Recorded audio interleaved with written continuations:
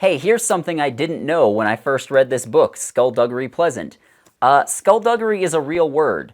It means underhanded or mischievous behavior, or just trickery.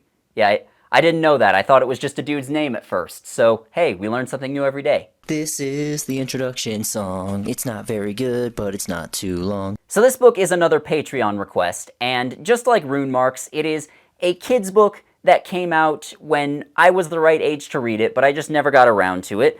And it's fine. It's fun. I liked it, you know? Like, this time period, like the 2000s, basically, was a magical time, especially for British and Irish authors. You know, like, you could basically print money if you just wrote a book where kids discover a hidden magic underground and then they save the world, like both the mundane and magical world. Because everyone was obsessed with Harry Potter then, and that's basically what a lot of people were copying. Now, don't get me wrong, a lot of books that are arguably better than Harry Potter came out around this time, like Percy Jackson and the Olympians. I am of the opinion that those are better than Harry Potter, but we're not here to talk about those. We're here to talk about Skulduggery Pleasant. It is about a 12-year-old girl named Stephanie who lives in Ireland, and one day her wealthy, eccentric uncle dies, and he leaves her almost everything in his will. Not long after this, somebody attacks her, and she is saved by her uncle's friend, whose name is Skulduggery Pleasant.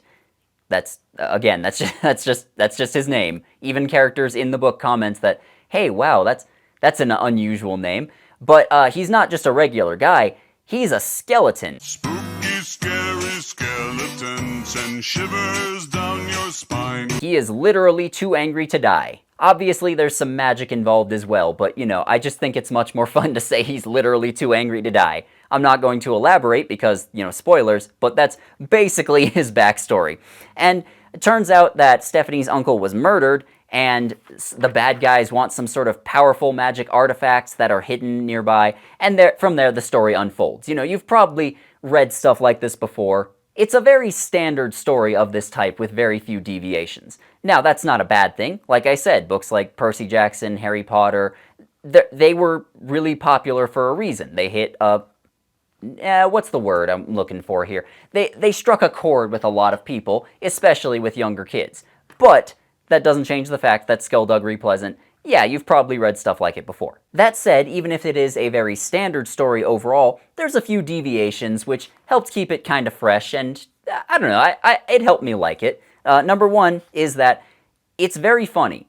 You know, it's got a lot of British humor in there, and I know the book is Irish, but like it's British Isles, work with me here. It has a lot of British humor in there, and I personally really like British humor. I know it's not for everybody, but I really like it. You know, there's a lot of subtle, understated absurdities that just made me chuckle. For example, there's a man named Ghastly Bespoke, and he is, professionally, he's both a boxer and a tailor.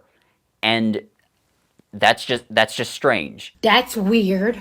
You know, and I know Ghastly Bespoke is supposed to be a nickname, but it is still funny to hear someone refer to themselves that way. And there's also just 1,000 little moments sprinkled throughout the book where it just something weird and British happens, and it made me laugh, you know? It's not something that always translates very well in print. Like, British humor sometimes, I don't know how to put this exactly because British humor is weird, but a lot of times it requires it to be in like live action or in front of you or something, but sometimes it can work in print, and I think that the author Derek Landy did a good job of capturing that spirit. And the number two thing that helped set it apart from other books of this type is that the mystery angle is a lot of fun. You know, like, we have to get to the bottom of who killed Stephanie's uncle. We have to discover what's going on. Because in books like this, discovering the magical world is a very important part of it. Like, you have to not only have a learning curve that isn't too steep, because you don't want to just info dump everything and confuse your audience. You have to put in the information at the exact right pace. It can't be too fast, it can't be too slow. It's a delicate balancing act. And not only are we discovering what the magical world is like, but there's also the mystery of, again, what happened to Stephanie's uncle. And because Skulduggery Pleasant is a detective, and Stephanie also decides she wants to become a detective, she's learning about the magical world alongside what we are learning about. And there's the murder mystery, which, you know, getting to the bottom of things is fun. and it makes sure that there's always a clear progression of what's going on as we learn little bits more about what the mystery is, and finally everything clicks together later on. Overall, I'd say it's a really fun book for kids. Like, if you're looking for something like this and you're older, like you're a teenager or an adult, I would probably recommend reading something like The Demonata, because The Demonata is my favorite book series of all time, and while, okay, yeah, I can admit it has a few flaws, it's still very, very good. And it's basically a deconstruction of this type of story. You know, it took that idea of, okay, there's a whole lot of authors, especially British authors, that are trying to ride on the coattails of Harry Potter and write a story about kids discovering a hidden magical world and going on adventures and saving everybody. I know Harry Potter did not invent this formula, but it still helped popularize it a lot. You need to leave! And The Demonata is just a really, really dark deconstruction of that type of story, where they discover a hidden magical world and everything goes horribly the entire time up until the very end. And even the ending is still kind of horrible for most people when you stop and think about it. But it's done in such a way where you still care about what's happening, and even though there's horrifying things happening to all these characters you know and love, you still want to see them get through it. I mean, hell, in I think the second or third chapter of the first Demonata book, main character comes home and his family has been horribly murdered by demons, and it's described with a, let's say, an attention to detail. Let's just call it that. Like, a lot of horrible, horrible things were done to him and his family, and a lot of horrible, horrible things continue to be done to people as the series progresses. So if you're looking for something a little darker and a little more complex and a little edgier, then yeah, read The Demonata. But if you are just trying to read something a little simpler, less complex, like you can see, this isn't a very long book. I know there's a lot of sequels, but if you're looking for something a little simpler, a little less complex, then Skulduggery Pleasant, it might be right up your alley. And like I said, it is a lot of fun. Or if you're just looking for something to give to like your niece who likes to read, then again, this might be a good gift. And because this book is fun and it's for kids, I'm not really the target audience, I'm not going to be as harsh on it as I otherwise would, but there are still some issues, and it would be inappropriate for me to not bring them up. You know, I have to say something about them. So the big one being that it's about a young girl who's secretly running around with an older man behind her parents' back, and I know obviously there's nothing bad going on in the book, but like as a kid I would have read that and thought, yeah, she's smart, she's sneaking around, she thinks she's smarter than her parents, she thinks she knows better than them, she's getting into trouble and going on adventures, this is awesome. But I'm almost 30 years old now. A 12-year-old girl running around with an older man without her parents' knowledge, that hits a little bit different. It made me slightly uncomfortable is what I'm saying. I've connected the two dots. You didn't connect shit, but I've connected them. I will also say that the villains are just so bland.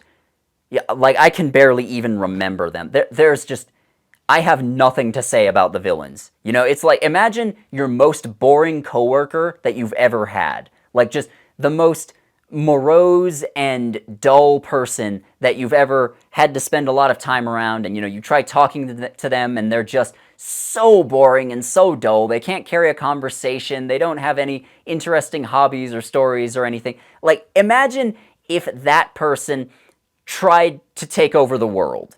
That's basically what the villains are in this book. I can't even really make jokes about them. There is just nothing there, man. They are so dull and so bland. I don't know, maybe the later books they get better, but they are boring in this one. And again, I know that Skulduggery Pleasant is one of many books that were kind of ripping off Harry Potter in the 2000s, but I gotta say, it comes a little bit too close to Harry Potter at times. You know, for the most part, the magic and the world and everything do feel distinct from Harry Potter, and they don't feel like they're just trying to do what that did, but slightly different.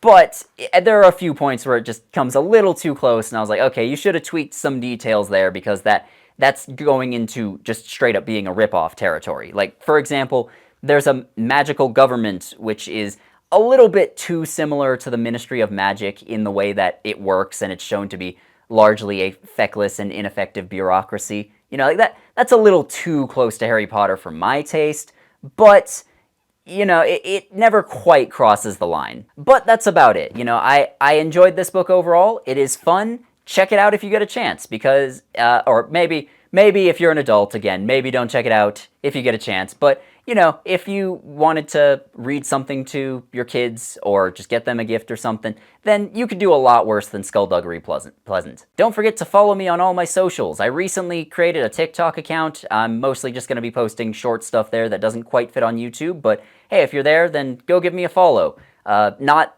this other guy. Apparently there's another guy on there also named James Tullis, but, you know, give me a follow and just check out what I make and have a lovely day. Buy my merch and stuff. Goodbye.